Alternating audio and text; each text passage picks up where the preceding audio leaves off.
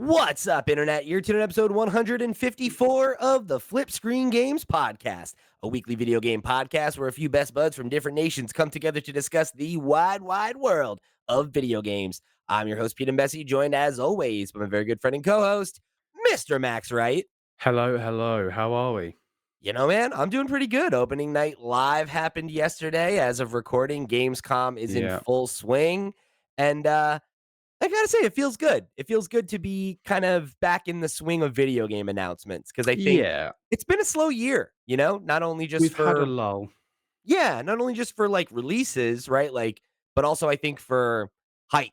Like, it feels like between Yeah. everything that's been going on, there's been a lot of dour news and not a lot to look forward to and get excited about. So it was Mhm. nice to watch an event like this and have some stuff that I walked away from, eager to get into, and let alone having a Yeah. couple big games on the horizon for the fall. It feels W exciting. Like video It games are waking up again.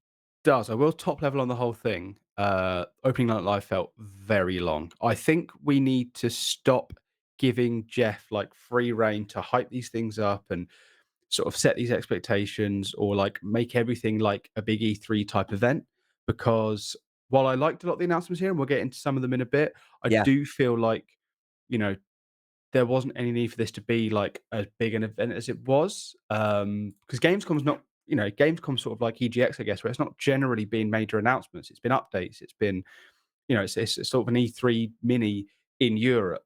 And that's the E3, not the press conference E3, like the playing games, having meetings, that kind of E3. And Like an I think Jeff industry just, event, the industry event yeah, element of it. yeah.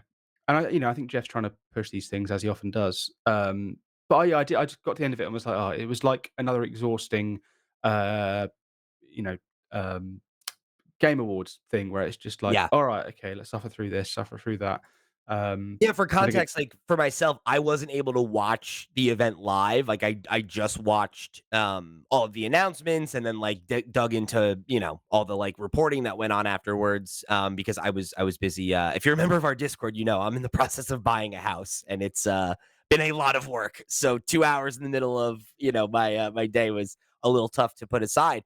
But I think, um, when you look at what percentage of the show is actually the announcements versus like everything else. And not, obviously some of that's like talking with developers and some of the other things, right? But if you just boil down like the announcements themselves, it's about 20 minutes of a 2 hour presentation, mm, and not to say that, that those other things are wholly invaluable, right? Like I think having conversations like with somebody like Peter Molyneux before you show off his new game is like, that's cool. That's the kind of stuff you want at an event like this, especially one that is supposed to be industry focused, as you pointed out. But I think like, yeah, just do we need these kinds of events to be 2 hours? I think the answer is no, right? I think there's yeah, fat absolutely. to be trimmed there, and I think even on the best year of the Game Awards, right, and giving them the most benefit of the doubt, there is always that feeling of there's a little bit of fat on this that Oh we yeah, could have always. trimmed, and some of that is commercials and paying for the event and the Hmm. production and everything, and um, it's like a necessary evil, right? And you got to make sure you're balancing that stuff out as much as you can. And if the event's shorter, is a higher percentage of it ads, and how do we feel about that? And I understand that it's like a complex issue, but yeah, like it does feel like there's been a kind of consistent issue with these events just feeling a little bloated, even if they have good announcements. It's classic Jeff, really, isn't it? I think I don't think Sure. this is going away anytime soon. So No. So let's get into the announcements themselves because I think there was a lot of really cool stuff here. I think there was updates on a few games that we've been looking forward to. We got a couple big release dates confirmed, which is really exciting. And then we did get some new looks or first looks at new games that um, I think are some of them are more hype than actual information, but yes, yeah. that's how the industry works sometimes, right? Oh yeah, Like, absolutely. and there's a place for those announcements, and something like this can be that time and place. So yeah, let's get into it. I think let's do the way we've kind of been doing it the last couple of these, where we'll kind of go through things in run of show, and Hmm. we'll peel off and stop and spend time on the stuff that we're personally excited about. How's that sound? Absolutely, yeah. We'll cover everything. We'll talk about a few things. How's that? Perfect. Perfect. So there was a 30-minute pre-show that had a good amount of announcements in there as well. There's a couple new crossovers for Dave the Diver. One of them is actually with Balatro, which is pretty cool. Mhm. Obviously, we're big Balatro guys, so that's pretty sick to see that getting the Yep. nod.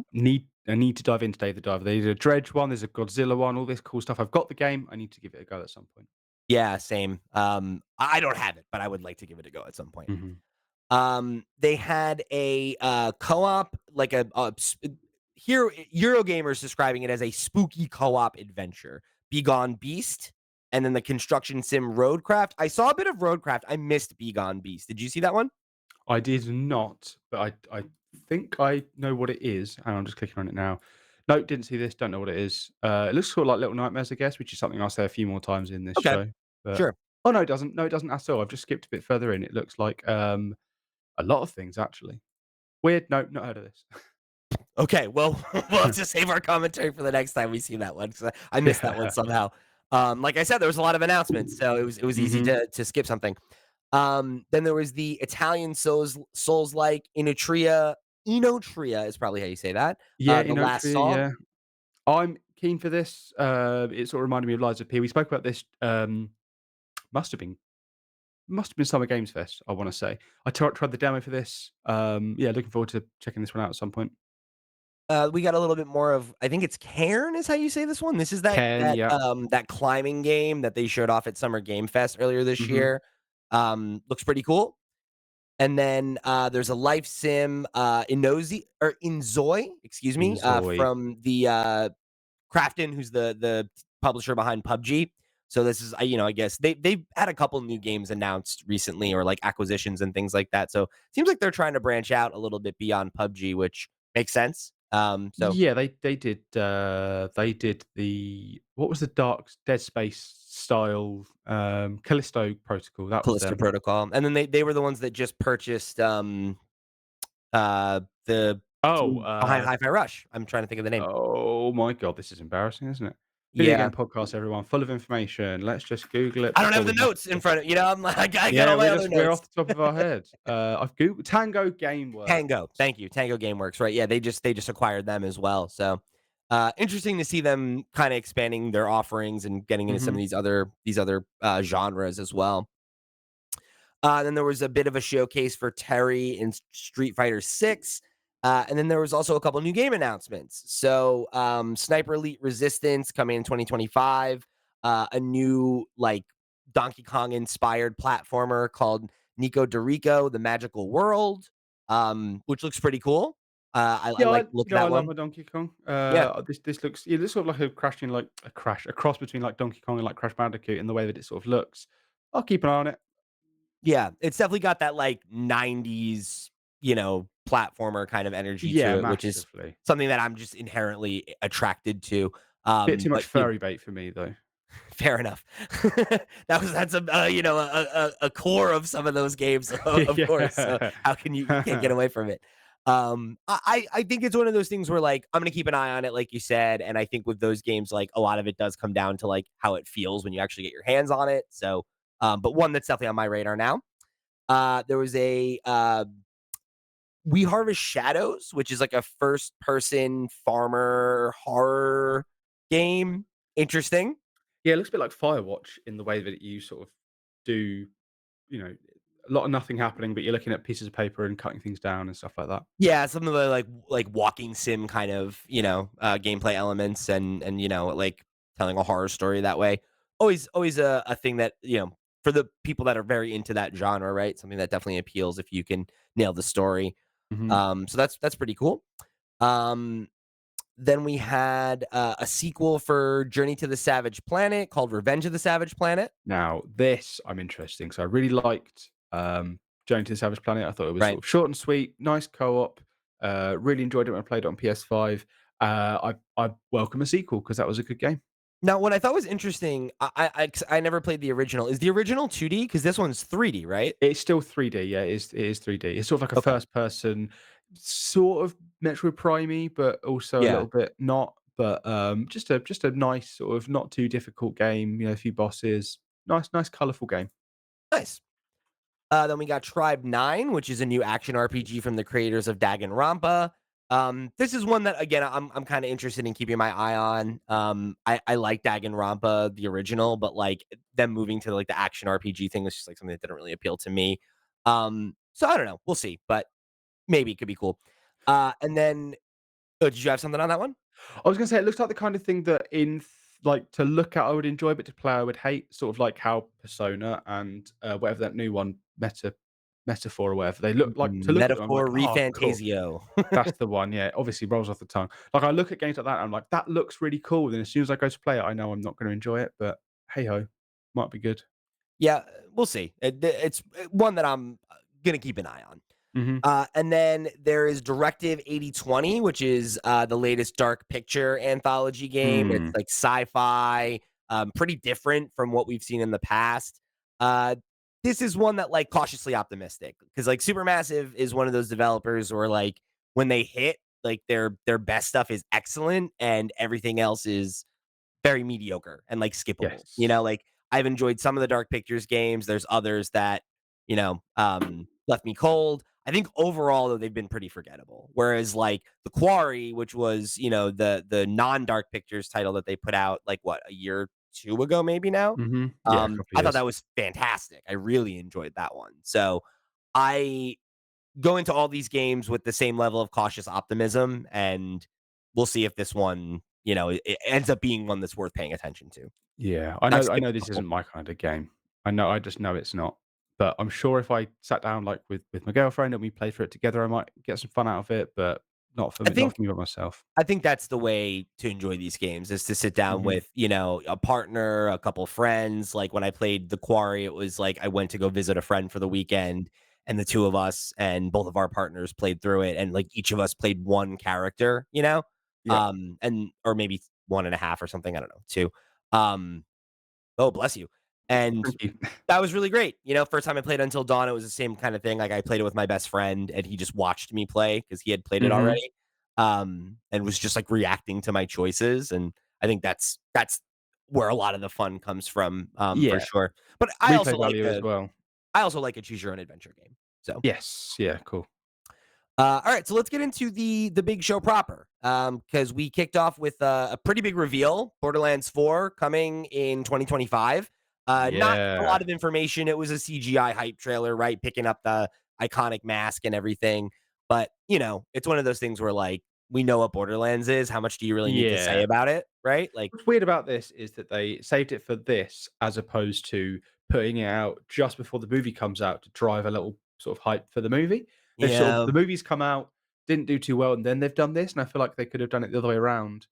And it yeah. I wouldn't have hurt the wonder. game's reveal, but it had, might have hurt the wouldn't have hurt the movie's chances either. I wonder if it's one of those things where, like, they just know the movie's not very good, so they're not Yeah. going through a You lot of have to effort know. to you don't really want to draw an association because it seems like that was one of those movies that, like, got kinda made by committee, It's like it's the original vision of it was, like, it was gonna be R-rated and edgy, and that's, like, Yeah. kinda what Eli Roth is more known for, and then, it became like a more general audience. It's just like it seems like it was kind of whatever the vision of it was gradually kind of choked out of it. Yeah.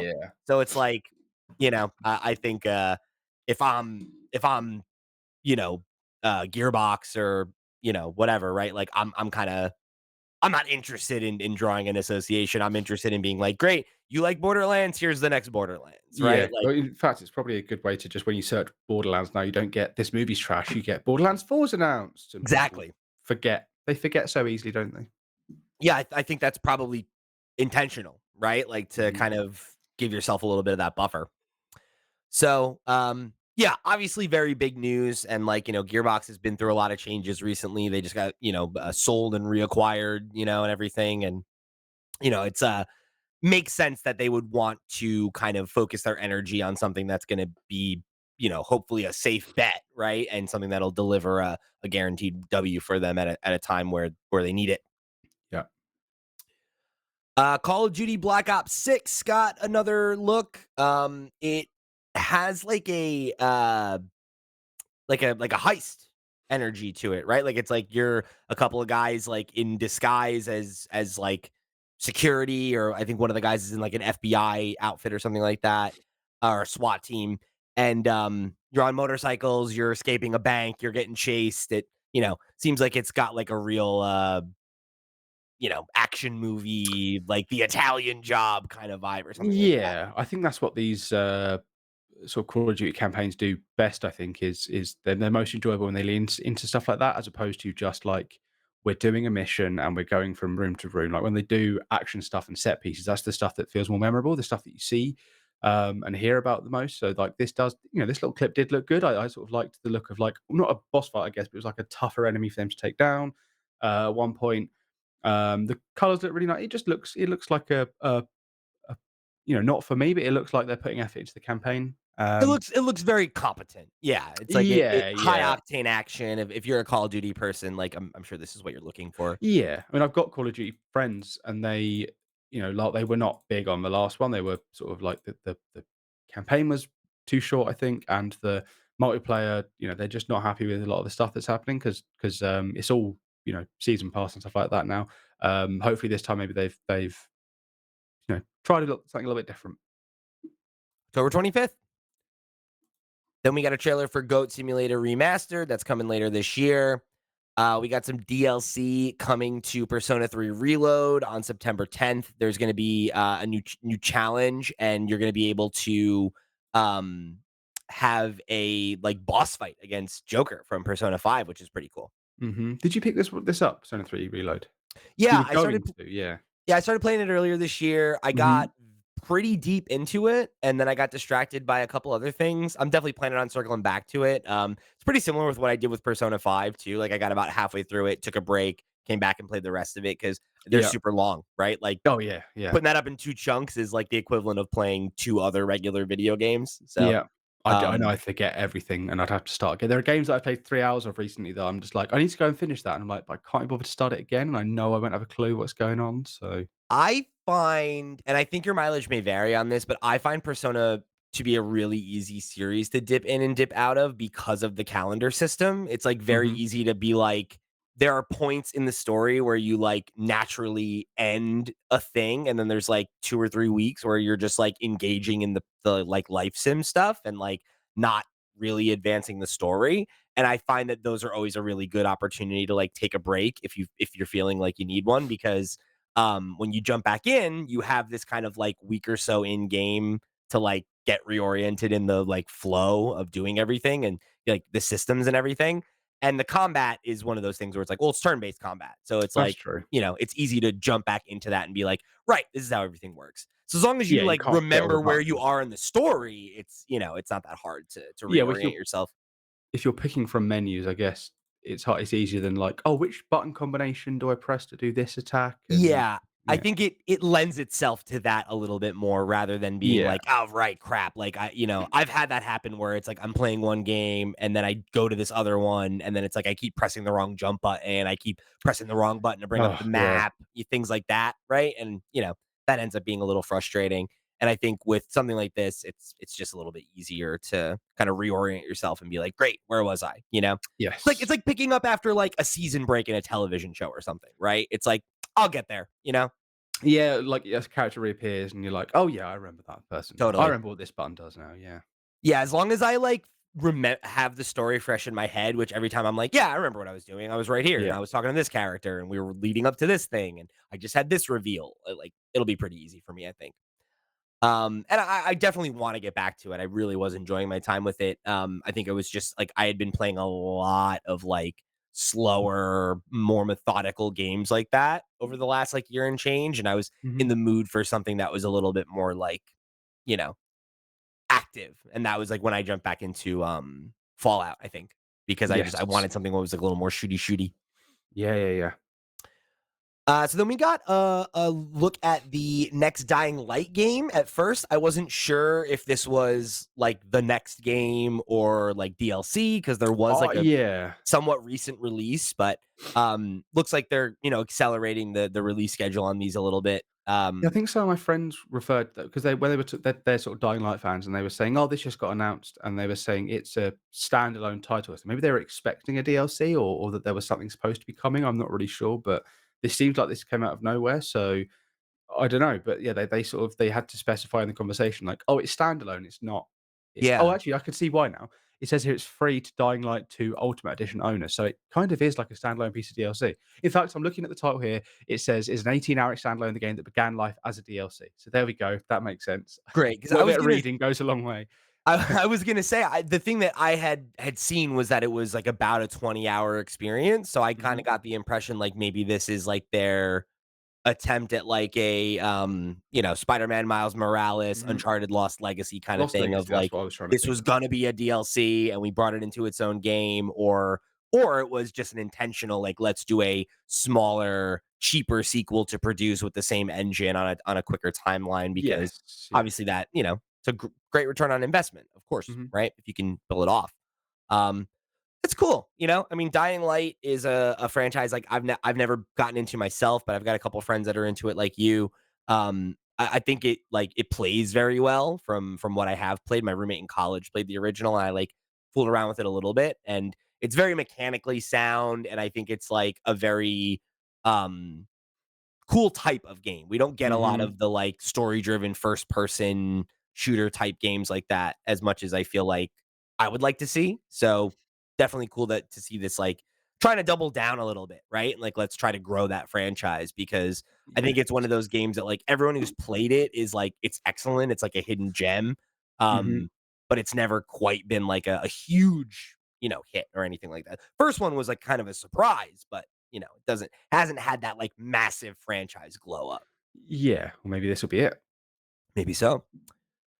So then they got a final launch trailer for Black Myth Wukong, which is like, of course, already out on Steam, setting records and Mhm. everything. So not something we'll talk about today, but I know we'll probably have conversation about that in the weeks to come. Yep. Um, 'Cause I know you've been checking it out. I've been wanting to check it out. I haven't actually ended up picking it up yet because 'cause I'm going away Oh, okay. in 2 weeks' time, and I thought if I get it now, I'm gonna have to leave it for 2 weeks and come back and forget it, so I'll pick it up when I get back, I think.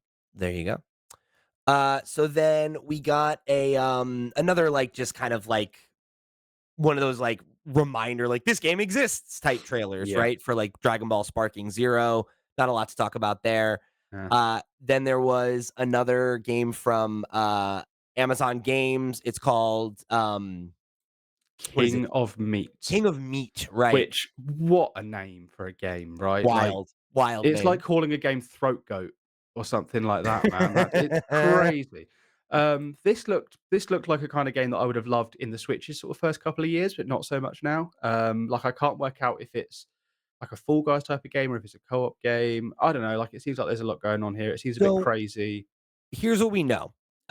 It's published by Amazon, but it's not an Amazon. It's like the team looks like it is. It's being made by a UK studio that's called Glowmade, and it's a bunch of Hmm. former Media Molecule people. So they're the team behind Little Big Planet and more recently Dreams, and it is a co-op party game.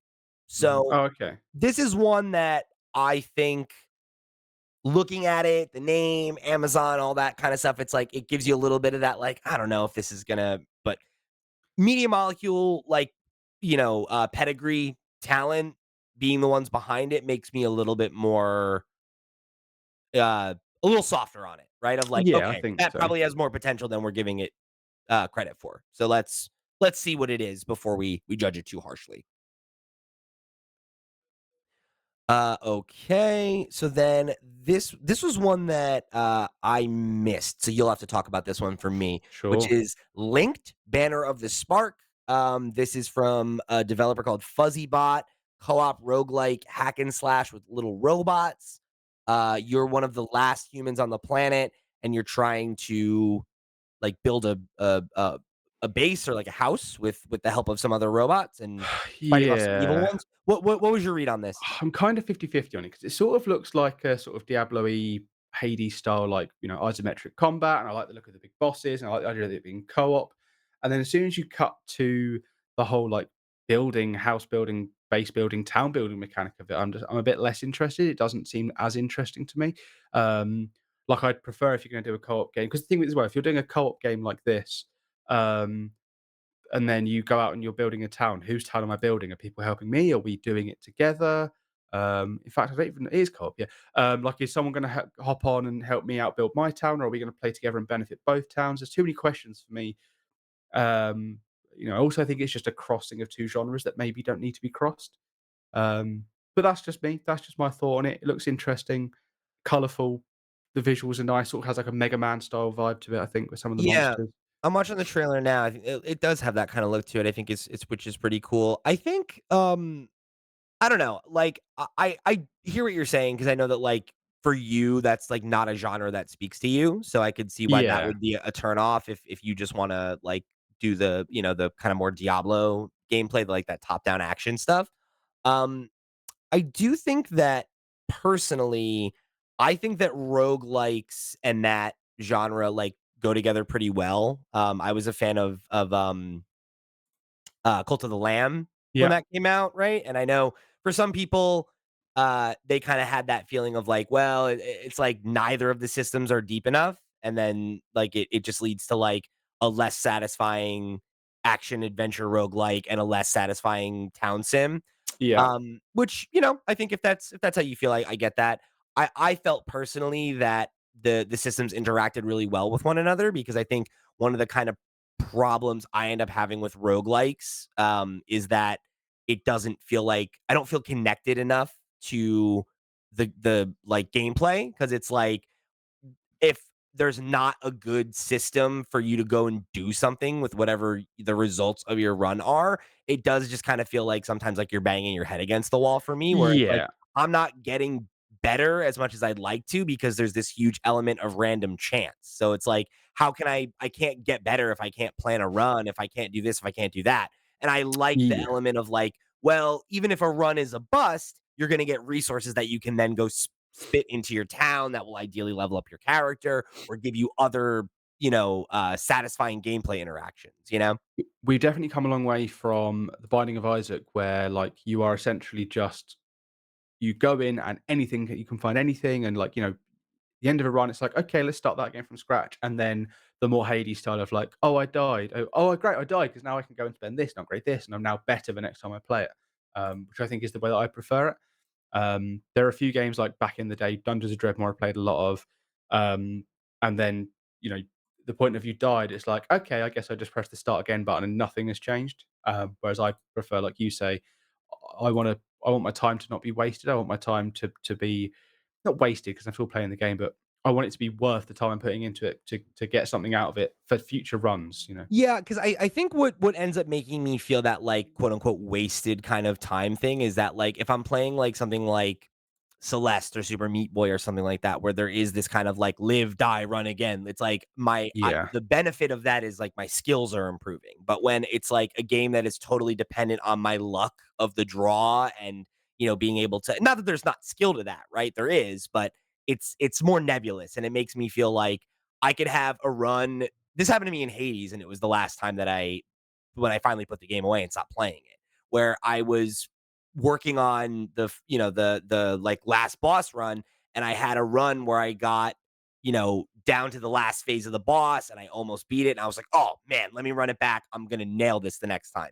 And then I just got a really shitty seed and ended up like dying in the like first phase of the boss fight, and it's like really annoying that I had to play the entire game over to get Mhm. there and then feel like, "Oh, I don't have the tools I need. So I just don't want to do this anymore. Like I've gotten my fill. I don't need to beat it because ultimately, like, you know, m there's gonna be an element of luck when I beat it, right? Whereas, like, getting to the final challenge of something like, one of those other games that I described, it feels like, oh, even if it takes me 100 tries, it's like I finally did it because I figured it out, not because I happen to get the ability that I like that makes it easy enough for me to win? So what I'm hearing is that you know, you're weak, you never beat Hades, and you're not Yeah. on your grind enough. You're not a sigma male on your grind enough to Nope. beat Hades, man. And it's fine to admit. And I'm glad you admitted that in front of all of us. You know what? I'm glad that there's a safe space for me to do that. No space is safe with me, baby. All right, so this next one, was one of my highlights of the show, Thought it Lost would be. Records. Yeah, right, yeah, it's like, before even if you didn't, like, see who made it, it's like, "Oh, this is a fucking Pete game," right? It's about, Yeah, a yeah, bunch of yeah. kids starting a band, and then it's like, there's well, it looks like it takes place in 2 timelines, right? There's, like, Mhm, the stuff of when they're kids and they, like, are, I guess, teenagers in, like, the '90s. It looks like 1995, I think, is the date that gets called out, and, they're, like, starting a band, and then it's like, in the future, there's this, like, supernatural crisis, that is, like, seemingly targeting them, and I guess they're reuniting to deal with that. Um, yeah, I mean, that already is an elevator pitch that works for me. yeah. It's also made by Don't Nod, who is the team behind the original 2 Life is Strange games, which obviously I'm a big fan of. Um, yeah, I mean, this is great. I'm excited for it. It's got 2 episodes. One's coming out in February, the next one's coming out in March. That is, I think, usually the thing that they struggle with the most is like Life is Strange 2 had like a ton of delays and Mhm, as much as there are benefits to the whole like getting to have um you know, uh, response from the fans, right? And like there have been examples of that where like one of the characters in the first episode of Life is Strange 2, right? Like fans really reacted to that character positively in a big way and they ended up giving them like a slightly more involved role in a later episode to kind of like pay homage to that, right? Whereas like, mhm, that's cool. That's a really cool like way to do game design. It did lead to like a lot of struggling to keep the game in the conversation and, people who played the first episode and then fell off and never came back or whatever. So I'm glad that they have kind of a very set schedule for this. It's just 2 episodes. It'll be easy to, you know, jump in, get into the next one just a few weeks later. yep, and I'm sure that you and all the characters in this game will have learned something about yourselves by the end. That's how I know it's a peak game because You know? characters go on Yeah. journeys and they learn something, and so do you. Power of I friendship. hate I hate learning about myself, so probably won't play this. Max hates relating to other people. Oh, I'm a mystery even to myself. And that's why I think I have I'm still trying to crack that nut. Good luck. All right, next up we got No More Room in Hell 2. This is a like zombie survival, horror game. Looks like it's multiplayer to me. I'm not really familiar with the original. It looks like it's 8-player permadeath co-op, which is pretty cool in theory. Again, I just have so little frame of reference for how the first game was received. I don't know how to necessarily read Yeah, I this, wouldn't but have I've not even heard of it. It seemed like Left 4 Dead. yeah, but There wasn't but the like Left 4 Dead. darker, right? Like it's like Yeah, Left 4 Dead yeah. without the like kind of whimsical element of that. What was the Left 4 Dead that wasn't Left 4 Dead, but it was the Back Left 4 for Dead Blood. team? That's the one I'm thinking of, yeah. Yeah, this I'd have no like I say, no frame of reference for this. Yeah. Looks competent enough. I guess we'll see. Yeah, yeah. So then we got a look at Arc Raiders, which is the new game from the finals. It's a team shooter. It's been in development for a while and it's now supposed to be coming in 2025. It is no longer going to be free to play and they said that there's going to be play testing that comes this fall. This I think was one of the worst trailers that they Yeah, showed. absolutely nothing to learn from that, but I guess it's a game people were already aware of maybe. I thought the finals had just come out. I don't know how the team are already working on something else. Are they supporting both games? I don't know how it works. Is it a big enough team to do that? I don't know. Yeah, I I thought the don't know finals enough were sort about of a their makeup. smaller team, but apparently it must not be if they can work on 2 games concurrently. Yeah, this just didn't show anything at all. They teased this trailer with, like, the picture of the helmet on the floor on Twitter before it happened. Uh, and then when I saw the trailer, I was like, "Oh, that was the picture of the helmet, basically." That doesn't there's no more to that. Nothing to learn, Yeah. nothing to glean from it. But hey, there's obviously an audience for these kind of games, so Yeah, I think the thing that just for me, like this is like the shining example of like why even be here? Like why even pay money to show this trailer because it's like ultimately it communicates so little about the game and yeah. like if you know that there's play tests coming or whatever, like To me, like, if they had a date, then that would be one thing. If they were like, playtesting starts September 1st, sign up right now, then I'd be like, great. It's 9 days away before people will be able to play the game. This is one of the biggest stages in the world where hardcore gamers are paying attention. Like, I get that. But to be like, playtesting is coming TBD, the game is coming out next year TBD, we have no footage, no Yeah. gameplay. It's like, what even, like, I don't know. And maybe And to your even if point, this there is footage of this that the dialed in community is already paying attention to, and that's great. But then why pay to be on this bigger stage and expose yourself to new players if you're not going to tell me what the game is or give me a Yeah. hook for why I should care about it aside from, oh, it's set in the near future and it's post apocalyptic? It's like, what isn't? You know? Yeah, it's almost it's like it's not like they've announced it here and that's why they've paid that money. It's just an update for Right. those that probably already care about it because anyone watching this, like us who's watching this, isn't getting anything from it. Uh, yeah, interesting. Weird. Yeah. That's definitely that was one of the ones that I felt the most just kind of like, what are we even doing here? Mm. But this next one was pretty similar.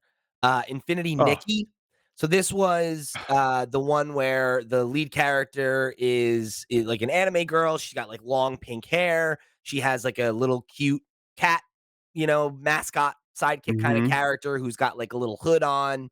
Now, if you And stopped right there, I reckon if you asked 1,000 people who know a lot about games to guess what game that would be, you'd get 1,000 different answers oh because yeah, that sounds like exactly. so many games. Yep. And that was I mean, I literally in my notes, that was what I wrote. I was like, it is extremely unclear what kind of game this is. Some of the monsters seem friendly, others seem like enemies. So like I'm guessing that there's an element of like working with the little monsters to achieve goals and fighting against the bad ones, whatever. Fine. But like I'm just so sick of this kind of trailer. Like it's Yeah. great to show vibes. Like there are plenty of trailers that I have discussed, even for new games and new IP, where like I always think of Horizon's trailer, right? Where it's like it gave you a sense of like the scope of the world, and it was pretty understandable of like, well, it's a PlayStation game, right? So it's probably third per open world. It's like you had an idea of what it was, and it was enough to be like, that seems cool. I'd like to see more of that. Whereas I'm sure that some people got that vibe from this. If you're like very into this aesthetic, then maybe that would grab your attention. But like literally the only piece of qualifying information here that wasn't just like, character designs, right? Which are not important, but it can't be the only thing you show. Was at the end of the trailer, there's like a blink and you miss it on the like title screen where it's or the, like the logo splash where it says the coziest open world game. Okay, so apparently it's an open world game. Like Yeah, so that's but it's that's it. also Like apparently it's a costume dress up RPG that's also a cozy open world game, but I don't because there's but no like vision of an open world. It's all very much indoors with all these characters. I have not got a clue. and I was But like, what I does that will mean though? Like, what is yeah, a costume dress up RPG? That's no not idea. That's not a type of game that is like Maybe it is. I mean, Maybe it maybe is. it literally is, but I don't think it's a genre that's, like, explored well enough that you can use that for shorthand instead of actually talking about what the Mhm. game is, moment to moment, right? Apparently it's also a gacha game as well, just FYI. There's a little bit of that in there as well. Okay. So, I mean, again, so Um, so it's Genshin? Is it like it's Genshin I have Impact kinda no game? idea. I don't know. But probably the best, song of the night, I will Yeah, say. good song. That was like Infinity like, it's just Infinity Nikki. It's pretty catchy. I've forgotten it already, but it's pretty catchy. Yeah, I just Annoying in that like a brain like an earworm, like, that's get out of my yeah, head kinda way, you know? yeah. I just feel like with stuff like this, it's like, if you don't have more to show, you should offer context. Like you should offer a voiceover, you should offer some text on the screen, Mhm. something that communicates what this game is aside from vibes, you know, personally. They must be targeting a certain audience with this for this, but also how do they know that this audience is watching this show when it seems like it'd be more suited for maybe a Nintendo Direct? It's not a Nintendo game, I will say that, Sure. but like surely you have specific streams or you have an audience you're trying to target in a different way that isn't just a general audience at Gamescom. I don't know. Just this sharing the same space as like Borderlands 4, and what's the Indiana Jones game. Like they're just such a broad Yeah. to niche like leap. And it's like, I don't have a problem with them showing games that are niche. Like, that's cool. Like, I would argue that like Don't Nod's game is niche, right? Like, that's not like exactly the biggest blockbuster genre, but it's like, but at least you could look at that game and know what it is, right? Like, and this, I'm just like, the fact that there's most of the information about this game comes from a write up about it rather than the Mhm. trailer, I think is just is a marketing problem. Yeah, sure. We're probably giving it more marketing now we're talking about it than they've done so far. But hey That's ho. true. Let's talk about a game we do want to talk about though, because we've spent a lot of time on this game we don't want to talk about, and I would like to talk about Space Marine 2. Go for it. I actually have a lot to say about it. I'm just very excited about it. I was a bit worried with the massive delay. Big fan of the first game. It's one of the first games I ever like when I first got my gaming laptop. I played this game, played it again last year or the year before. Can't remember now to sort of like get me up to speed for Space Marine 2. Still waiting on it now, but this looks phenomenal. The visuals look phenomenal. The benefit of a 40K game, even as someone who's not a big 40K guy, is that you have such a huge, deep, rich history of, you have like 40, 50 years, however many, of designs and character work and world building and lore that you can just sort of create this fleshed out, rich world. And as someone who's not interested in it, can dive in and experience that. And this seems just very, very cool. The new trailers was a bit more like it didn't show a lot. It was just like quotes, It was but like a hype trailer. It was very much like, yeah, here's kind of, is music playing, it's visuals from the universe with like yeah. pull quotes from people that have already played it, which I think Mhm. is fine, right? Like Yeah, it's yeah, yeah, yeah. I'm not saying it was bad, but there are trailers, more recent trailers or sort of other recent trailers that I'm watching, I'm like, "Yeah, this looks like it," and this does look like it, and I'm very excited for this to come out next month. Again, I'm away when it comes out, so I missed this coming out, but I will be on this soon as possibly can. Co-op this time as well, cross-play co-op as well, so me and my mate might give it a go at some point. Yeah, very, very cool. nice. So then next up we got a trailer for Predecessor, which is a like a it's a MOBA, but it's a third person like action shooter kind of mixed with the MOBA like lanes tower defense kind of system.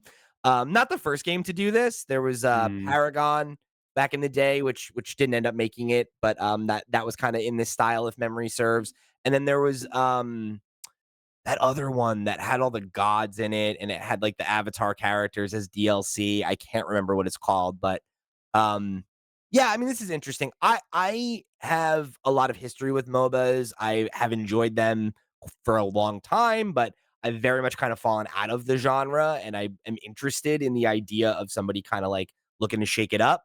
1.0 is, like, right around the corner, and, like, you can actually go play, I think it's actually maybe out now, or I can't remember exactly where no, the I think it line says was. just round the corner. But oh, But, yeah, like, I think sorry. 1.0 is playable now Yeah, right, okay, because fine. it's been in beta for a minute, and I The think it wording here is weird. It says 1.0 launches around the corner. I mean, literally around the corner as the full version is available to play right now for free as I'm typing these words. So is it around the okay. corner or is it out now? What is a Th weird way of wording it. Yeah, looking at this, it does look like the launch this is the launch trailer. So it's Okay, like so this it came out yesterday. Right, yeah, okay. I think it hit 1.0 yesterday because Okay. it like, they're boasting that they already have, like, a pretty big player base and everything, Yeah, so, yeah, yeah. I could be persuaded. I could be persuaded to give it a shot. So then we got Path of Exile 2. This is another like Diablo like kind of game, free to play. It's coming out on the 15th of November.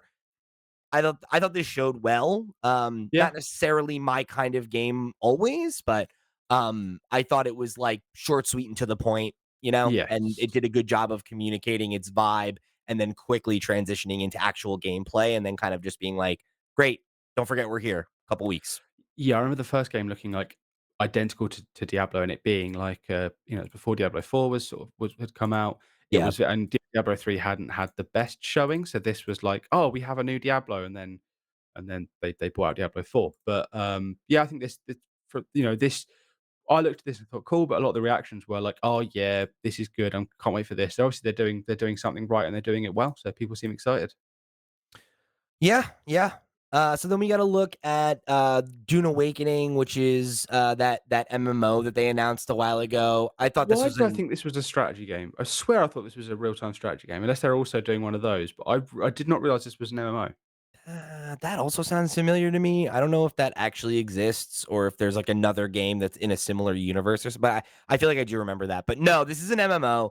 And this is like the third time they've shown this game, and I just like I'm like, why are you even bothering to show it a third time if you're going to show so little? Like they did Yeah. finally show gameplay, but it was like tiny, tiny glimpses of it, tiny glimpses Yeah. of the character This felt like creator. a reveal where it's like, you can do this, you can do that, you can do this, you can be this person and do this, you can be this shooter and stay back a bit, and you can spend your credits and blah, blah, blah, and MMOs don't do a lot for me. Me Oh, neither. by the way, it was Dune Spice Wars is the strategy game. It does Thank you. exist. Um, I didn't I must have mixed it up. Thank you, thank you. Yeah, I could not remember. So yeah, this one, PC early 2025. They said it's coming to PlayStation and Xbox, like eventually, but there's no date in mind. Mm, I just don't know why you bothered to show this. Frankly, if unless it's coming like very early 2025, why not show this at the Game Awards, like, and have more to show, right? When it's imminent yeah. and not when it's still at least 4+ months away, and you basically told us nothing. Oh, we're only 4 months away from the end of that's crazy. Yeah, pretty crazy. That's It's been a it's really quick year. yeah, it's only 4 months to Christmas. Yeah.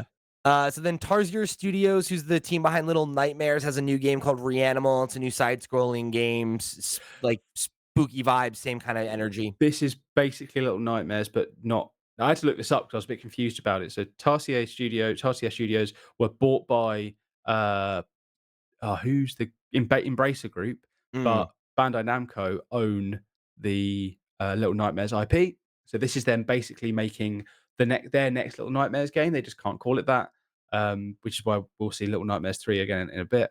But this looks fun. This looked like Little Nightmares. This exactly like Little Nightmares, and that's a franchise people like. I enjoyed the first game. The second game was a bit buggy when I played it, so I wasn't too, I wasn't as hot on it. But it's still a good game. I'm looking forward to I thought I was looking forward to Little Nightmares 3, but it turns out that's a different team. So maybe I'm more looking forward to this one. But yeah, this seems like a fun, they're sort of one and done games really. They're not never too long.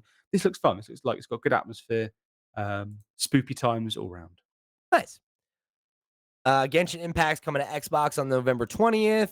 Then we got some look at Monster Hunter Wilds. Woo, Again, like boy. very gameplay focused, tight Yeah, trailer. finally. I've said on the show a few times that all the trailers we've seen so far, other than the stuff they've been showing recently with the weapons, have been what feels to me like they're targeting the PlayStation audience again with like, look how slick and cinematic this gameplay is. Look at Here's the how like story. seamless it all is. Yeah, here's some story stuff.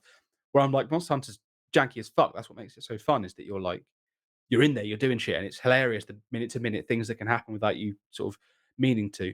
And this shows a lot more of like the actual combat stuff. Couple of new bosses shown off, or monsters, sorry.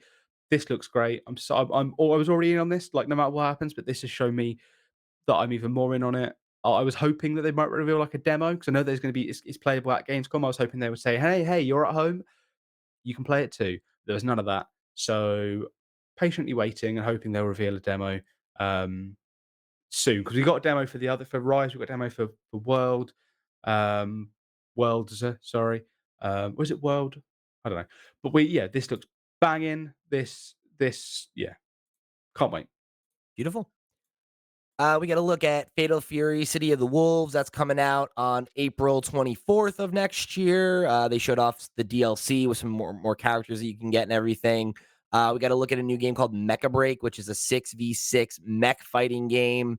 It's going to be coming to Xbox closed beta on the 25th of August. Yeah, I'm So in it's the a PC couple days beta for away. this, but I've installed it and haven't played it.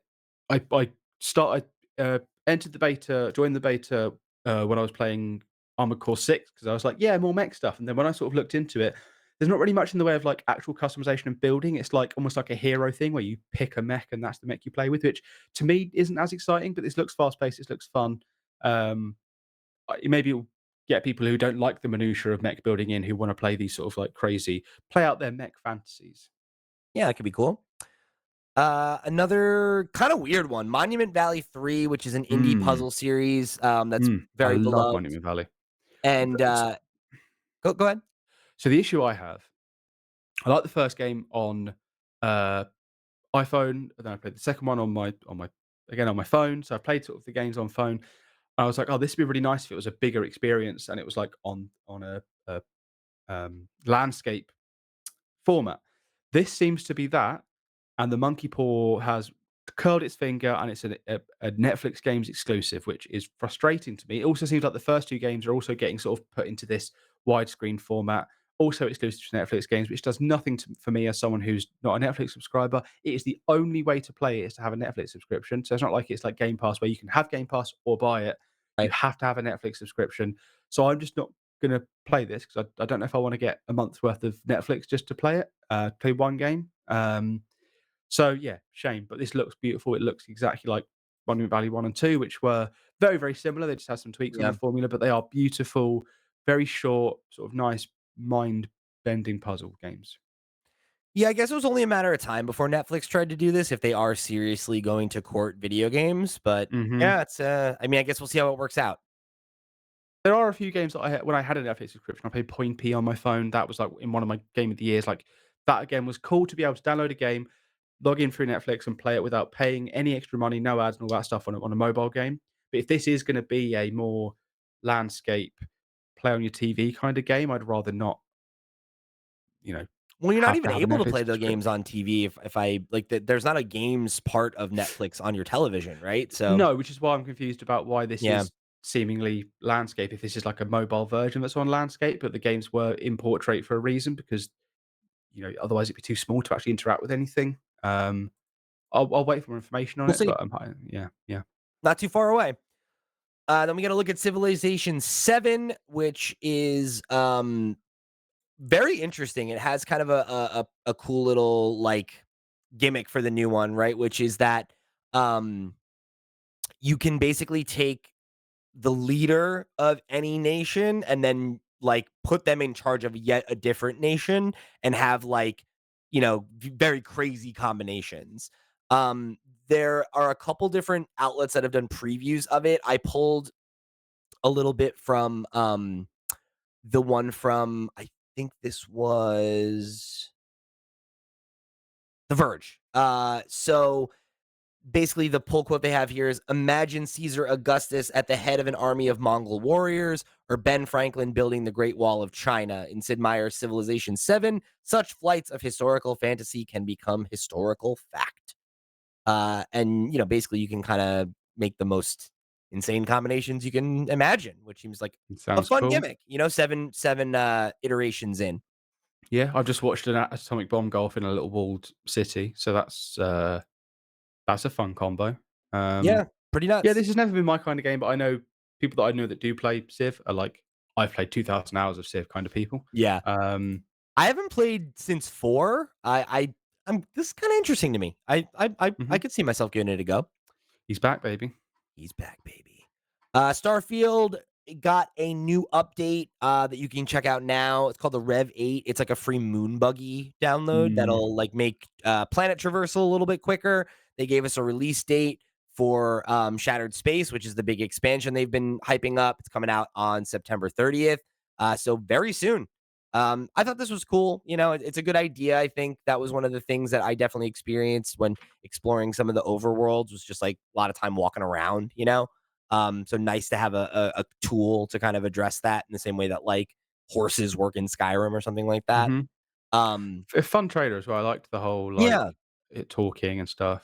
yeah. Like And go sorry, ahead. go on. No, I go I was ahead. gonna say I like the bit when it's sort of going off the cliff and it's like, oh, not enough velocity or whatever, and then it takes off again. I liked that. Yeah, I feel like I'm excited to see them continue to kind of like focus on Starfield, and I would like to see it have a similar kind of trajectory as like Cyberpunk, where it's like kind of a rocky launch, obviously some mixed reactions to it, but I think the more people have played it, the more they've kind of seen what it has to offer, and hopefully Shattered Space will be, um something that everybody can kind of react to in a way that's positive, and it'll kind of help people orient themselves and like finding the fun. Because I think, if you're into it, you're into it, right? Steve and I had a lot of fun with that game. So good to see them continuing to invest in it. Marvel Rivals got another trailer. We showed off some Captain America gameplay. They confirmed Winter Soldier will be in the game as well. Um, it's coming out on December 6th, and they did have a really important confirmation that all the heroes are going to be free to play Yes. forever, right? That like Yeah. everybody's available day and date and will stay available. And I think this game has a real shot of connecting. Yeah, I was sort of turned off of it just because I was like, "Oh, we don't really know the developer. It's another Overwatch game, and are we getting oversaturated with Marvel stuff?" But the fact that I don't have to. If I'm playing, I don't have to like engage in grind to unlock characters like with Overwatch 2. It looks fun. It looks a bit like overwhelming, and it looks like I'm gonna join a game once every 2 weeks and get battered by people that are playing it daily. But yeah, I might get if it's free to play or whether it's is or isn't, I don't know. But I am That's keen what they to said. yeah, I'm keen to give this a go. Whether I stick with it, I don't know. But if I can get a few friends that I used to play Overwatch with together and we all play Yeah. this on launch or something, that might be fun. Yeah, that's where I'm at with it. And like I'd definitely be down to play it with you if you're interested. Cuz I think like I was a big Overwatch guy. Obviously Overwatch 2 has been a disappointment. I think the biggest question about this one is like are there too many hero shooters trying to come out right now and be the new one? Because like obviously, we talked about Deadlock coming from Valve and like how that's been, lighting up the Steam charts even though they haven't even acknowledged it exists yet. Mhm. Um, and then also, Concord, right? Like is out on PlayStation. That looks like that's primed to launch with a thud. So I mean, this coming out and being free to play, if those games aren't, I think I mean, obviously Deadlock, we don't know, but Mhm. Concord is a paid game.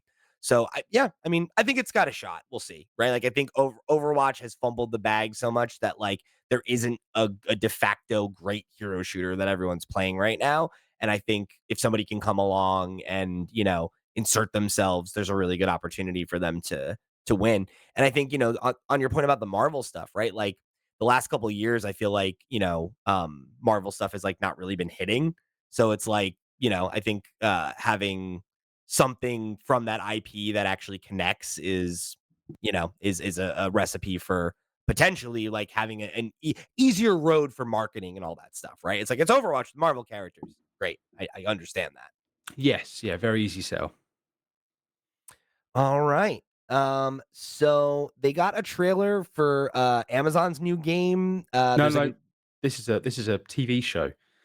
oh, I thought it was connected to a TV show. Okay. No, no, no, no. So this is Secret Level is the guys that made Love and Love and Robots, right? Robots. Yeah, yes, Yeah. that was like anthology. Each episode was its own story, whether it was like sci-fi or horror or whatever. It was very, very sort of it's really interesting ones. And this is a new anthology TV series where it's 15 different episodes, and each episode is based on a different game. So we've seen God of War's in it, Mega Man's in it, Armored Core's Oh, in it. that's weird. There's loads, and I can't even think of all of them now. If I start skimming through this trailer, I'm sure I'll remember some more. But you've got like Keanu Reeves is in it. Sifu is sort of one of the games that's in it. What? Um, That's so yeah, wild. crazy mix of all sorts of Yeah, different things. I missed this one, I guess. So, yeah, I was just Yeah, reading the watch the trailer. description. It's you when you sort of like flick, it goes by so fast, but you're like, oh, I recognize that. I recognize that. And there's like Okay, some interesting takes on some characters. It seems like they're all doing sort of the old thing or the classic Love Robots thing with like different art styles and things like that. interesting. Um, yeah, this seems really cool. Like it seems like a really interesting show. The fact there's 15 different games as well. Um, you know, what could they be? We've seen some huge hitters. It's the fact that like God of War and Sifu can exist on the same plane, and even Armored Core, like From Software doing other stuff outside of just doing games, like collaboration like that. Really interesting. I'm really excited to see which episodes they are. I think they come out later this year. I don't know if it's going to be week by week, if it's going to be like because 15 weeks that's a long time, or if Yeah, it's going to be just 15 episodes out at once. I'm very excited for this. This seems like a really cool thing. Probably the best announcement of the whole thing for me. Just seems like a cool. really interesting little show. Because each episode is going to be like what 20 minutes, and whether they're canon, I doubt it, or if it's just like the idea of the game. It's not an actual Mega Man story. It's like it could even be that they're all connected in some way, like a multiverse thing. Fucking hope not, but you never know. It could be an anthology thing where it's like the connective tissue is like someone playing the game or something like Yeah, that, like, who knows, but yeah, that's interesting. I mean, your description of it has me excited, so I'll have to check out that trailer. let's hope I'm right, because Yeah. I might have botched that, but that's what I'm getting. That's all my understanding of it. Cool. So there's a couple other like quick hits here. There was another trailer for Age of Mythology Retold. It's coming out on the 4th of September. They're like really pushing this special edition, which will let you get a week of early access and everything. Mhm. If you want to check that out, I'm excited for this one. I love the original. Really sick to see it get a remaster.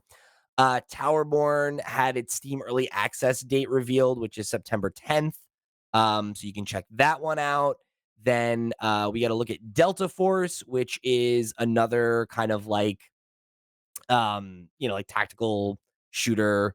I this one I didn't have a lot to say about. No. Then we got another trailer for Kingdom Come Deliverance 2. This is one that we've looked at for a while. But this was the first time that they really like had an in-depth, like, this is what the moment to moment gameplay looks like. I say in-depth, it's not a super long trailer, but like everything else has been talking about how it's first person sword combat. This gave us a more actual sense of what it feels like, I think, moment to moment. Yes, yeah, it's gorgeous, really gorgeous, and I liked, uh, as someone who finds this Skyrim quite boring, when my friends were playing Kingdom Come, the whole like choose your angle of where you are. It felt more like a Parrying and all fight. that stuff. Yeah, yeah. You like choose. Okay, the sword's coming from this way, so I need to be parrying up here. That seemed very interesting. Also, it's nice to see a fantasy game not, sorry, a medieval game not also have fantasy elements in terms of like magic and stuff. This feels more like a sort of a history thing. Yeah, yeah, it's like historical fiction rather Historical. than like, Yeah, yeah, yeah. like swords and sorcery. Yeah, yeah, I'm yeah, interested for sure. yeah, It looks cool. I don't know if it's one I'll actually play as much as I like the idea of it, but mhm. I'm interested. We had a little like stuff from Hoyoverse. I'm gonna jump ahead. We don't really pay attention to those games. I'm not interested in talking about them if I'm Yeah, honest. sure. We got to look at the Batman Arkham Oh, Shadow game, which is the VR Arkham game they announced a while ago. I'm just if like so disappointed that we can't just get a normal fucking Arkham game. well, yeah, but if they can pull this off, this is gonna be wicked. One thing I will say is that if I end up playing this, I've only got a Quest 2, I don't know if it's supported, I will be sick. Like, I know a second my grappling hook can move, my feet are on the floor, I will be sick. But the fact that they've actually, like, transported or, transported, they've actually, like, translated, like, the detective vision makes perfect sense in Yeah, VR.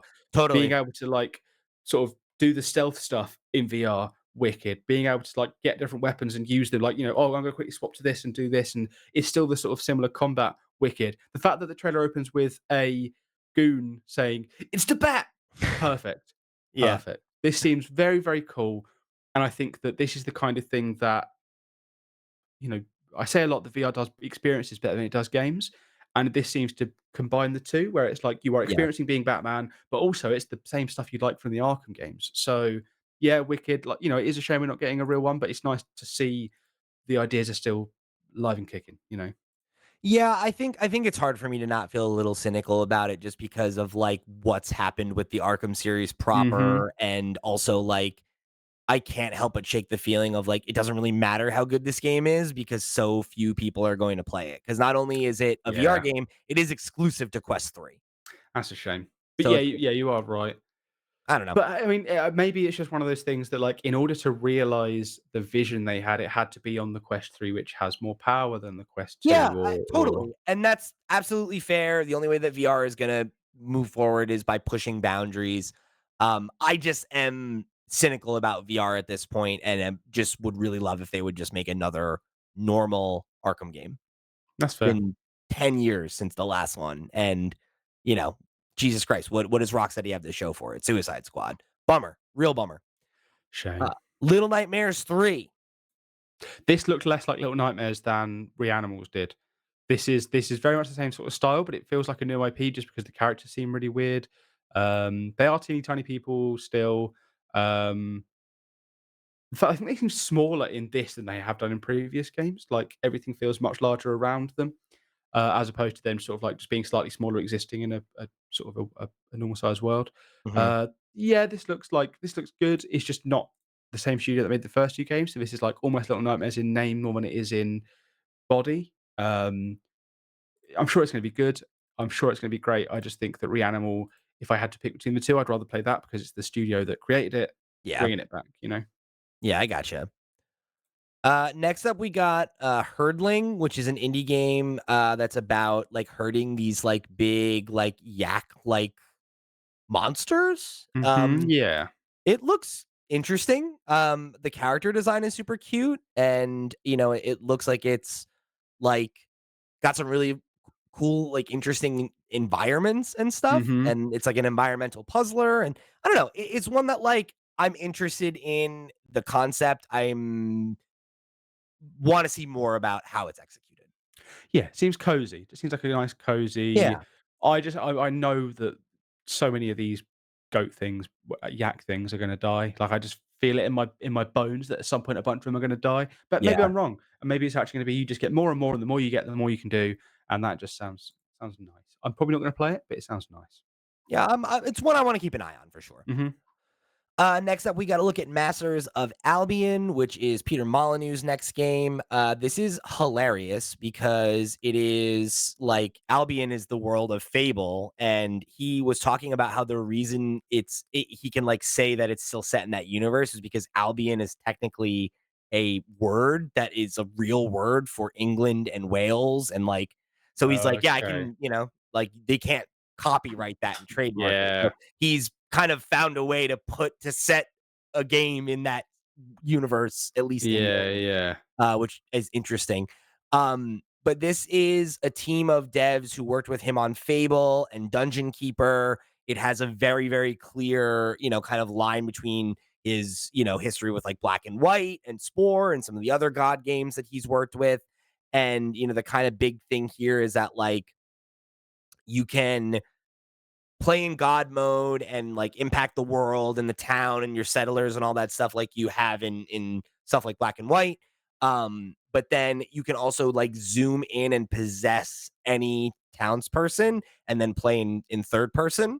And Do then their you job. can and then you can kind of like jump in and out. Like they showed a thing where you like play a character, you go out, there's combat, you start getting overwhelmed by like undead, and you can jump out and then like use your god powers to help that character out and stuff. Smite them. Yeah, it's very interesting, I think. I think the concept is interesting, but when you have a Peter Molyneux game, it's like he's the king of overpromising and underdelivering. He's a Yeah. very big ideas type of guy, and when they work, they're really cool and novel and dynamic, and when they don't, it's a big sell, and then something that just ends up Yeah. like, Spore, right, is a great example of something that just, like, did not live up to its vision, Yep. even It's if it's a fun game. crazy.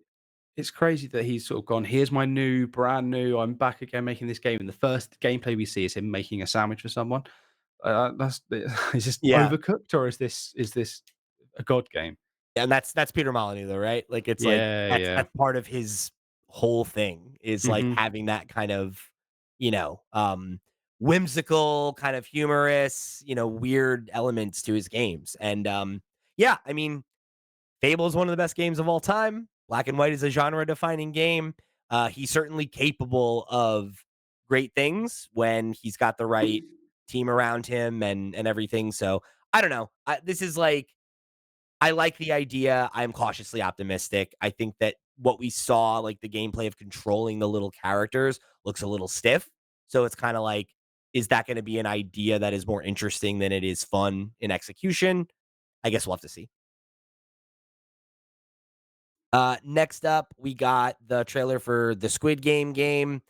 Uh, Way to bastardize your IP, man. Way to try and make a statement with something and then just immediately turn around and capitalize on it in any way you possibly can. It just looks like Fall Guys, doesn't it? Really, I think it is essentially just Fall Guys with a Squid Game skin on it. yeah, kind of. Again, another Netflix game. They've had like 3 or 4 games so far. 2 or 3 games actually. Sorry, show up in this so far. I won't be playing this. It just feels like something we've played before. It's just an IP we recognize, but again, it's not the IP we recognize in a way that's respectful to the IP. It's the IP we recognize, but it's whoa, it's wacky, it's crazy, look, blah blah blah blah, as opposed to actually being like, oh, here's this thing where people actually die. It's like a ho ho ho funny jokes. It's like Funko Pop style, or like it's like if Squid Game made a Lego game and it had tongue in cheek humor, that would be this. Yeah, yeah, and it's just like something that doesn't really it just doesn't seem like what we're looking for, No, from that IP. So it's it's like, yeah, I don't know. I get them wanting to expand their IP, but it just doesn't feel like it is doing it in a yeah, way that makes sense. So yeah. I'm with then you there. talk to me about this next one because I'm watching the trailer right now. I think there's maybe some information that I missed about it, but Unknown Nine Awakening is like looks like it's a like I don't know, like I guess like an Assassin's Creed style game, but Yeah, I don't know much there's about like it, an but it does. actor though, like in the Yeah, who trailer is this? too. She's really familiar. Who is this It's actress? called the live action trailer. So I'm wondering if this is like what's that game that came out? I can't think of it right now, but it was the one that had the cutscenes were all live action and then the gameplay was gameplay. I can't remember the name of it. Oh, you're thinking of the time travel one by Remedy that I played last Yeah, year, and yeah, I yeah, can't yeah. remember the name of it. Quantum Break, is that right? Quantum Break, that is the one. Yeah, I don't know if it's just like how some trailers will have like I remember when Metroid Other M first came out, Right. there was a live action trailer for that. I don't know whether it's just like we've got this actor playing the character, let's use her. I'm assuming she's a recognizable. I recognize her, couldn't tell you why or what she's been in. Um, but yeah, I assume it's just a trailer. I think the game is just gameplay from the looks of it, and this is just a trailer that happens to be in live action. I mean, like you say, it looks sort of like Assassin's Creed, I guess, It's where it giving me that just vibe for sure. And it's yeah, coming lots of out magic and stuff. October 18th, so it's right around the corner. I don't Yeah, know if we'll I've get never heard more. of this for it to be right around the corner, but yeah. Yeah, that's the thing is like I feel like I don't know. I feel like this one's not. Maybe we have seen it before and we just don't remember. But Hmm. yeah, I don't know. Like it. Oh, she's from The Witcher. She's from the Witcher TV show. That's who the actress Yennefer, is. yes, she's Yennefer from The Yeah, Witcher. Okay, there we go. yeah, thank you. There we go. All right, it's another extraction shooter, Arena Breakout Infinite. We're gonna jump past that one. We got a trailer for Diablo 4 Vessel of Hatred. It's another like story lore kind of trailer thing. Do more gameplay trailers. The last trailer we Yeah, had was cinematic. This is another one, like, just do gameplay trailers. Blizzard loves a cinematic trailer. There is some gameplay in this. I'm just looking through the trailer again. I'm skimming it, and there is some gameplay. But whatever, I'm still sticking to my guns. I'm not one Yep. to learn lessons. October 8th on this one. I wish Steve was here to comment on it. I know that he didn't quite like he was a little disappointed with the initial launch of 4, so I'm Mhm. wondering if this is something that might bring him back in, but we'll see. So then we got the first Berserker Kazan. Oh, this looks so good. This was first announced, I think, during, the Game Awards. Might have been I think it was the Game Awards, yeah. And then there was, like, a couple of weeks ago, there was, like, the first 15 minutes of gameplay, and it looks wicked. It looks like great combat. I like the visual style. I'm really interested in this. It looks like a fast pace, whether it's a Souls-like or just an action game, I don't know, but it looks wicked. I'm really looking forward to this one. Yeah, I thought it was pretty interesting. Not usually my kind of game, but I thought that you might like it. And I thought the only thing about it that I thought was a little weird, I guess, was just kind of like the little bit of like uncanny valley that you get from having like the character in the armor looking very realistic, and then the other guy with like the anime face was like a little I said this to my friend that it looks like the character and the backgrounds are 2 different things. Like, yeah, like you said, they're like yeah really realistic detailed backgrounds in this like anime character. It is weird, but I don't know if that's just like a visual. I don't know if that's like a mistake or like a if it's intentional like uh art style thing or if it's just poorly done. I'm going to lean towards it being an intentional thing. Um like, to really separate you from the rest of the game, maybe, I yeah don't know. But yeah I no think there have been similar games that do this sort of style, but it's not enough to put me off. I was thinking, like, "This looks weird," but I know that when I'm playing it, I'm not gonna be, like, constantly looking at it, you know? yeah. Not anything that like I think is like a problem, just an observation that I had. Um, the thing I've been trying to figure out that I haven't been able to get an answer is like, is this related to the anime Berserk? I don't think so.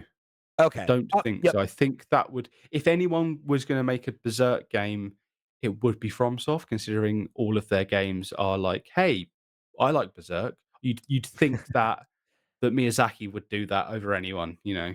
I just looked it up and it looks like there is no relation. Mhm. I also noticed that, Ben Starr, who was, Clive in Final Fantasy 16 is the, voice of the main character, so that's Oh, pretty cool. okay. Yeah. So then we got another, like, reminder trailer. This is for Aura. This is that one that's coming in September 24th. We saw that at the Xbox event. It's I another, remember. like, Civilization kinda style game. Um Then, we got a couple other, like, smaller trailers I'm gonna skip around so we can get to the last 2 big boys and dig in on those, which is Indiana Jones and the Great Circle. Got Mhm. a very, like what's the word I'm looking for? It's, like, very, like, boilerplate, right? Like, it's very, like, this feels like a trailer that exists so that if you didn't see this game before right now, if you didn't see the gameplay reveal or any other conversation about it, that you could get, like, a nice, tight, kinda quick explanation of what this game is, why it might appeal to you as an Indiana Jones fan, and, like, what you're doing moment to moment in the gameplay between combat and puzzle solving. I thought it was, like, a little old-fashioned, but Mhm. very, like, it hit the beats that I criticized those other trailers earlier for not hitting, where it's like, yeah, like, this was just about communicating what this game is to Yeah. people who need it, and that should be the point of a trailer. Yeah, I agree. Yeah, was it you or Steve that was saying that you didn't think this game was gonna reach this year? It was me. I bet that it was gonna Yeah. get delayed, and I mean, Jesus, Oh, the then skin of its Avowed teeth. got delayed. Yeah, December 9th. Yeah, I thought it was one or the other, right? And I Yeah. bet wrong. So we're not Um, seeing this at the Game Awards then, but I mean, yeah, it's good that we're getting a release date. Interesting as well, the announcement that it's coming to PS5 next year as well after uh Jeff said that it wasn't gonna Jeff, is that his name? What's the guy's name? which guy? The Xbox guy. Oh, Phil? Phil Spencer said, "Hey, don't worry, we're not releasing Starfield or Indiana Jones on PS5," and then they're releasing Indiana Jones on PS5. At that time, don't forget. At the time, Yeah, it was very 4 months ago or something like yeah, that? very, very intentionally vague. Well, hey, there's 4 games we're bringing over right now. None of them are this Yeah. game right now. Yep. Here we are. Yep. I mean, I think it speaks to how much their strategy is changing and that they have learned from the few big games that they've released and that they are looking to adapt, you know? Can't hate Um them for sticking to a strategy that works. It is just crazy. It is a really big change, from what you would expect, and, yeah, I mean, the fact that they are already, like, saying that it's coming to PS5 in the spring now rather than, like, announcing it at a later date is certainly shocking. But, yeah, I mean, I thought this looked good. I think that, I've seen people kind of making fun of the, like, Troy Baker is narrating this trailer thing, right? Because it feels like very of E3's past, but, Mhm. I think that for what this game is and the fact that it is looking to, take advantage of an existing IP's, cachet and, like, you're gonna want this to appeal to people that care about Indiana Jones, that maybe don't watch Gamescom. Yeah, this is there's a reason that this is presented in that way, and I Yeah. I think it was concise, which is better than some of these other trailers. Although most of them were very tight. They were not bloated. It's just kind of like if you're gonna be short, sweet, and to the point, it's like, hey, like I think that do what you need to do to communicate the property well. And I think that this did a really good job of just like boiling down what the you know last 2 3 presentations we've seen have done in like about a tenth of the time. And then our last game that they closed it out with was a very, very surface level, like sizzle kind of trailer, the same way that Borderlands was, but that communicates a lot more information. So there's a new Mafia game coming. It's called The Old Country. It is set in 1990s, or I'm sorry, like early 1900s, Sicily in Italy, and is quote going to uncover the origins of organized crime and it's set to release at some point in 2025 right now. I feel like looking into the origins of organized crime is how you get whacked. That's how you get whacked. Like, don't look too close at that, man. I've never played a Mafia game. I remember the remasters being well received.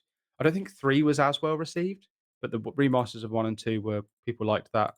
My friends that Yeah, like these sort I, of games enjoyed it. I've never played it, but Yeah, same here. I've never had any experience with them. They're not like something that I guess I always kind of just like felt like it's like, oh yeah, it's like another open world crime kind of game, right? And I think that's probably maybe unfair to kind of like lump them in with some of the others in that genre. Um, but yeah, I mean, this to me is interesting just because the setting is novel, right? Like, I think there's so many games that are set in America and dealing with like crime in general, right? Like we have Grand Theft Auto, there's Driver, there's Mafia, there's just so many games that were like that's the plot, right? Having something that's like historical fiction set in the early 1900s, different architecture, different technological framework, different cultural framework. I think those are all really like that's very interesting. How many games can you think of that are set in Italy at all aside from Assassin's Creed, right? I was gonna say Assassin's Creed, yeah. Yeah, but, like, that's it, right? Like, I can't even think of a single other game that takes place in Italy. Pizza Um Tower, just as a guess. I don't know. so yeah, I think obviously this was kind of very much like, "We'll see you in December at the Game Awards," and that was Yeah. really what this was teeing up, but, like, it caught my attention. I'm interested in it, I'd like to see more. Maybe this will be the first time that I jump in on Mafia just because, again, like, I love video games that explore novel settings or points of view or whatever. And yeah, like it's an interesting elevator pitch. I'm excited to hear more about it. Yeah, I guess we gotta wait for the Game Awards now, and I guess this is all we have now is we just monkey branch from Jeff event to Jeff event, Yeah, Jeff Fest to Jeff Fest, and Jeff is now leaving post-credit Thanos will return style things at the end of the shows to say you're so right. he's returning the next one, so you've got to tune into that one. The Jeff Yeah. Cinematic Universe is getting out of hand. Yeah, it's a little nuts. Although I guess in some way it was always the case, right? Because he did run E3 and then the Game Awards. I know, like it's just like now Summer Games Fest is like literally his too, So it's like he was always the puppet master, but it's, like, so much more transparent now, just like, "Man, this guy's, like, the only person that controls video game announcements in the entire Yeah, industry, huh? Except for yeah. Nintendo? Crazy." We need to get an antitrust sort of monopoly suit on him. Give Decentralized game game announcement. releases back to the people. Yeah, fair enough. But yeah, overall, good set of announcements. Your well levied critiques about pacing aside, there was a lot of cool stuff here, a lot that I am genuinely interested in, and I think even the stuff that's not for me, um, most of it is like it's clearly for somebody, right? It's clearly something that is big news for a segment of the audience. So, yeah, I mean, I think overall, this felt like it had the juice that Summer Game Fest was missing for me this year. Yeah, I mean, yeah, there are still. I don't think there was anything major, like for me specifically, like any like one more thing or anything major that I was like big on. Yeah, Apart from the anthology series looked good. There were some cool updates to some games I care about, like Monster Hunter. Yeah, this was a fine, but I don't think if it wasn't for this show and I tuned into that just to watch it, I would probably come out the end of that like I could have been doing something else for 2 hours. yeah. Yeah, I definitely get that. Yeah, and I mean, I skimmed the announcement, so Hmm. that take that reaction with a grain of salt if you were somebody that watched the show and felt disappointed by it. I'm not necessarily Hmm. defending the broadcast itself as much as Yeah, just like yeah. there was a lot here that I left excited to talk about, which Yes. it's been a Yeah. minute since we've had an event like that where it really felt like there was a lot to dig through. Yeah. Absolutely. So there we go. Folks, if you want to let us know what you thought about Gamescom opening night live, or if you have any thoughts on, the events that are coming up, if there's, any of the stuff that happens after this episode publishes between next week that you want us to talk about, write in with your thoughts on anything and everything Gamescom, and we'd love to hear from you. Of course, if you've got like a favorite game, favorite announcement, thing you're most looking forward to, definitely let us know. I'm interested in hearing how everybody else walked away from this one and what games that are coming out this year that you're most excited to get your mitts on because we got quite a bit to look forward to in the next 4 months after a slow first 3 quarters of this year. But hey, that's not a bad time to get an embarrassment of riches. Usually when we all have a lot of extra time for games at the end of the year, right? So It'll be an interesting run up to Game of the Year this year. That's for sure. I think I already know what mine's going to be, but we never know what might surprise us. We never know.